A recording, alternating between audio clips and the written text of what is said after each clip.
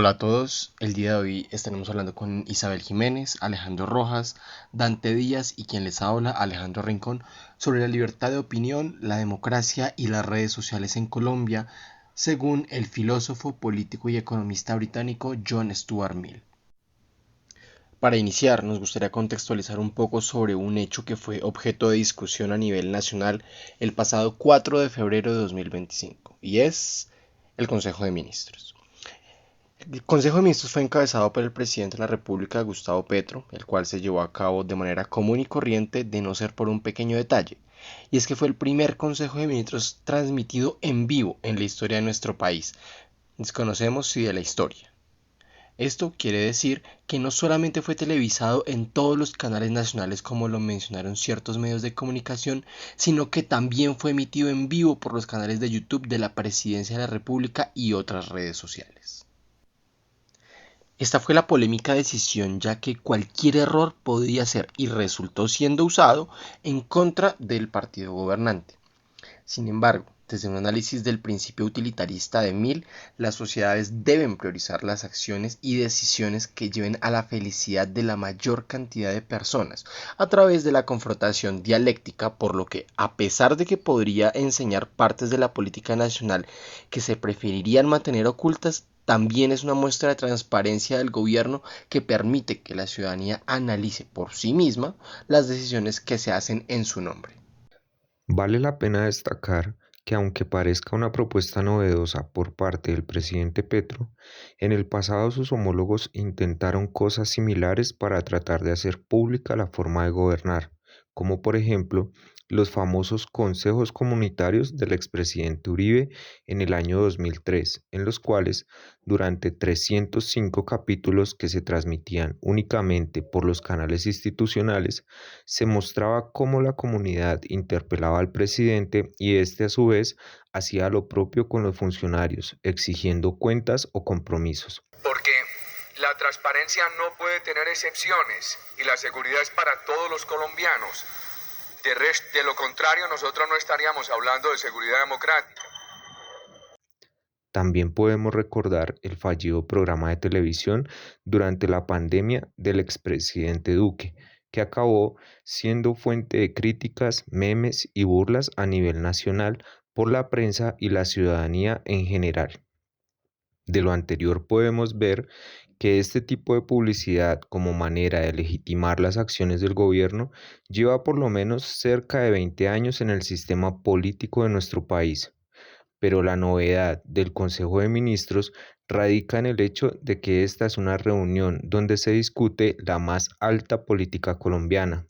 Habrá que analizar si esta es una medida necesaria, justa y prudente, teniendo en cuenta que en este tipo de consejos se puede llegar a discutir temas relacionados con la seguridad nacional y temas delicados e importantes, no solo para nuestro país, sino para nuestras relaciones internacionales.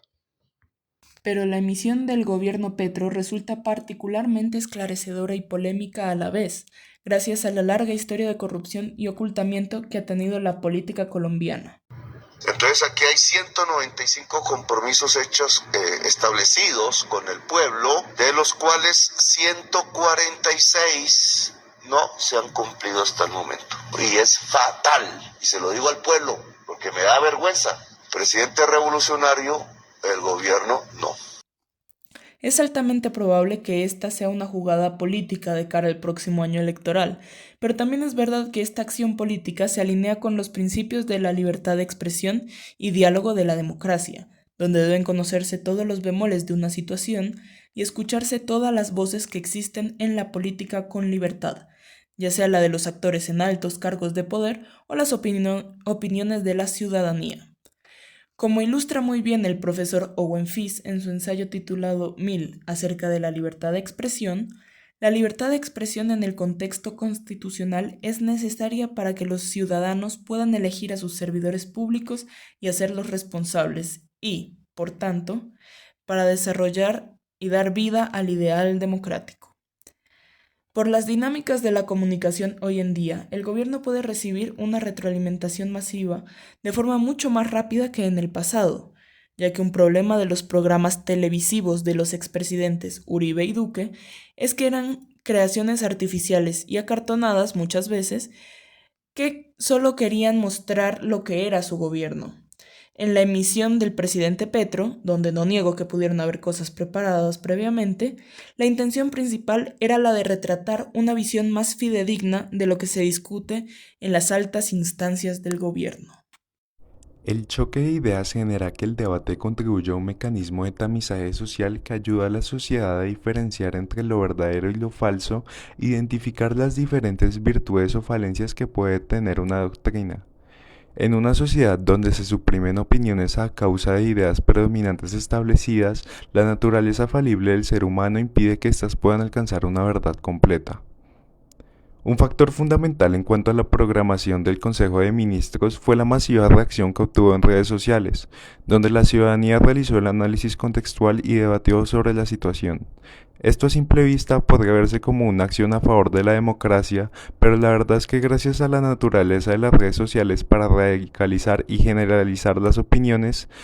se causan cámaras de eco y polarizaciones poco sanas sobre los debates que pueden llegar a fomentar el odio y el distanciamiento. Es muy importante hacernos la pregunta de qué tan cierta es una libertad de expresión contemporánea donde los algoritmos y los medios masivos buscan moldear y reducir nuestras opiniones. Es de este modo que el único criterio limitante que debería existir para la libertad de expresión en este tipo de debates es el daño a los otros, ya que si la democracia se cimenta en censuras y opiniones prohibidas, esta no soportará el peso de un debate abierto, el cual impedirá la contrastación de la verdad con la falsedad, impedirá el fortalecimiento de los argumentos, la aproximación a la verdad y podría acabar convirtiendo las opiniones establecidas en dogmas muertos. Pero un debate no puede ser real, honesto y transparente basándose únicamente en comentarios escritos en redes sociales. Estas opiniones deben ser tomadas en cuenta, pero también deben ser analizadas en espacios académicos, sociales y políticos para comprobar su alcance real.